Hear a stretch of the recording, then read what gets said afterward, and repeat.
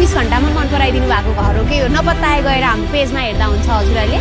यो घर चाहिँ एकदमै धेरैजनाले रुचाइदिनु भएको लग्जरी घर भनेर, जबकि यो घर 4 आनामा बनेको घर हो। 4 आनामा पनि यो लेभलको लग्जरी र फिनिसिङ आउँछ। आउनुहोस्, म भित्रै गएर देखाउँछु हजुरहरूलाई।